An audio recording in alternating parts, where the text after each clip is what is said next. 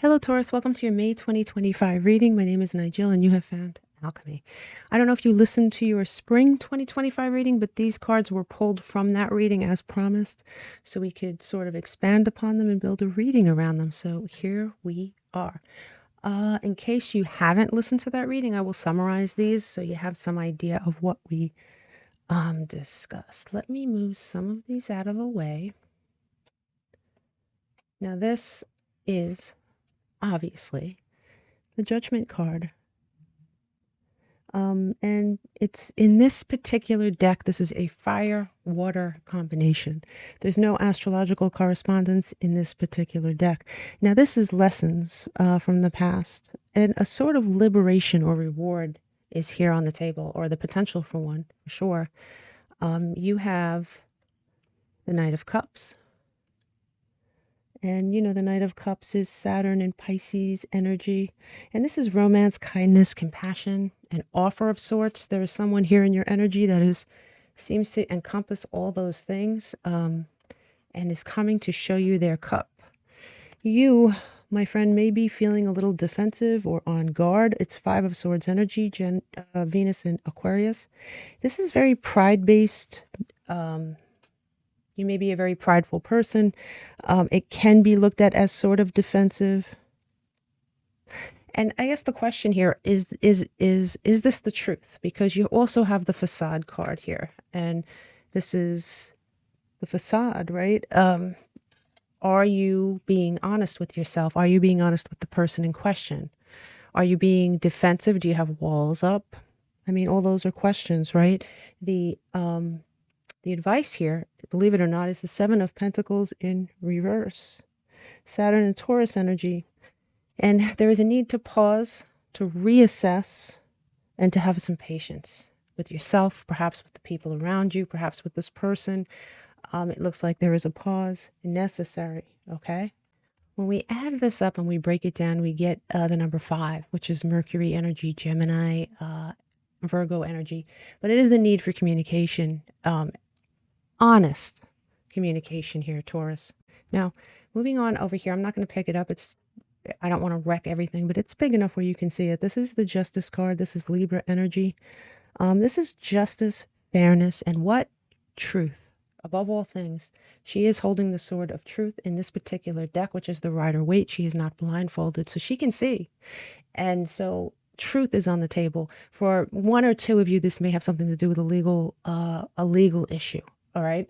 But for most of you, this is the need for truth, the need for a rebalancing of something, for sure.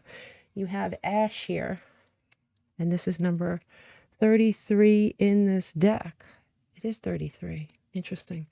33 in this deck. All right. Smoldering, right? Things may not be what they seem. Now, this energy could be coming from you, or it could be coming from someone else. The advice is to wait for the smoke to clear before making any decisions. You have the Seed, and the Seed is number 66 in this deck. The beginning, the origin. It is a very potent card. It's a potent card for generative energy, right? Something is germinating. Something is growing. You may not see it. It's beneath the soil, but it's about ready to come up. And that's a really nice energy for you here. Yeah, you have, let me see if I can, hold on one second. Sometimes these are really annoying. Now, you are pulling something along here. Now, what is this? Is this an ego-based thing that you're pulling around with you? Is it the wall that we talked about? There is something heavy that you pull behind you here. Is it something from your childhood? Is it something from your past? It's very heavy. The good news here is that you also have some success here with money. So if you have stocks, if you've put your money into something that looks like it's going to pay off, perhaps you're getting a raise, perhaps you're getting a bonus, but it really looks good money-wise for sure. Now, when we move on to the side of the table, we have Venus energy, and this is number 16 in this deck. But more importantly, this is your energy, right? That is your ruling planet here, Taurus. And it's Taurus, more Libra, Taurus energy. And just a couple of things. On May 2nd, we have Venus in Aries conjunct Neptune in Aries, and it's an ideal day for love and romance. It's very magnetic. If you want to plan something for that day, I think that it's going to be a beautiful day for you in that regard. May 6th, we have Venus in Aries sextile Pluto in Aquarius, a great day for manifestation. So it looks like that first week, very, very good for you, right? Yeah, choose wisely what you desire because it is within reach here, Taurus. You have these two asteroids that came out, Juno and Pallas. So Juno is marriage, communication, and bonds. I mean, it could be a marital partner that we're talking about here on the table, or it could be something that feels that way, a commitment of sorts. It does pay to mention that Juno will be retrograde in May until July, right? It's retrograde in Scorpio, and that will bring up relationship issues, and it will stay that way until it goes direct. I believe it goes direct in October. You should check on that. I'm not positive about that, but until it goes, no, I actually think it is July. It's July. That's good. It's better, right? So in July, it goes direct. So you may have some issues here on the table, and these issues are coming up for a reason. They need to be straightened out, all right? You have Pallas, and it says wisdom, skill, self-defense, and there's that defensive attitude, right? You have Pallas here. Asteroids are fascinating, aren't they?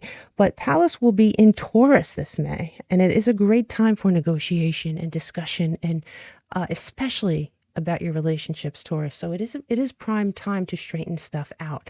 You have these two cards. One says law. I did tell you that somebody, at least one of you, may be going through some legal problems or something to do with the law. You know, it could be minor, honestly. It says lawyer, judge, police, right?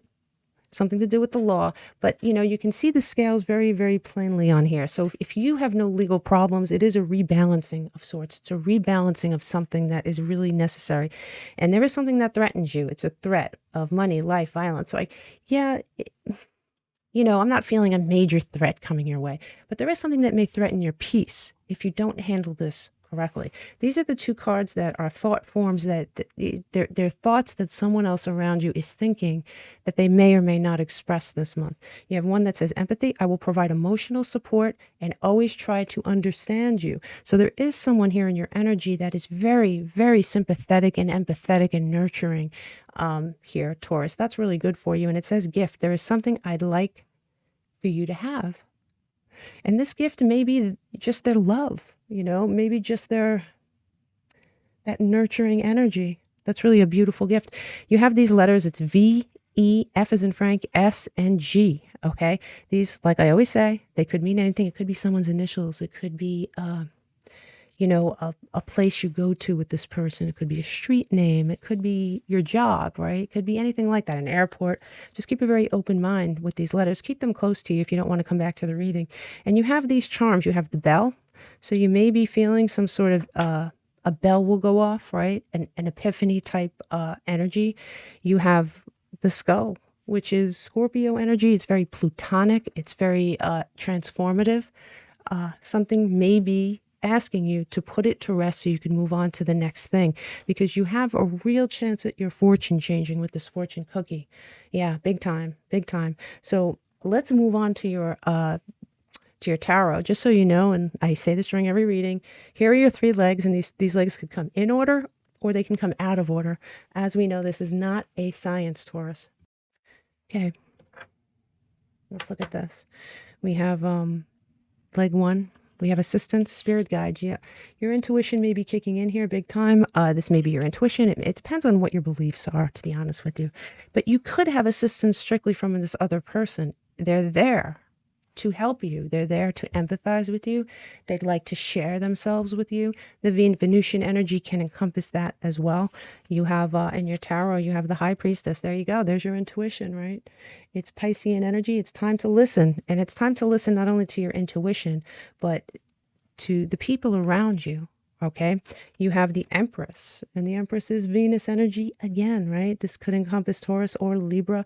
This is a nurturing figure, male or female. Yeah, because it's a general reading. It is, and what did we say? There is a nurturing person around you here, right? So you have a nurturing figure in your life who encompasses the germination of something, the germination of something. Yeah, it's something important. It's almost like a portal. Do you want to step through that portal? That's up to you. You have the Queen of Pentacles here in reverse. That is Saturn and Capricorn energy. And yeah, you could have some misplaced priorities, at least for part of the month, for sure.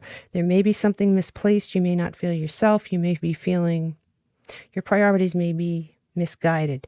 And when I say that, it's temporary energy here. When we add this up and we break it down, we get Mercury energy again.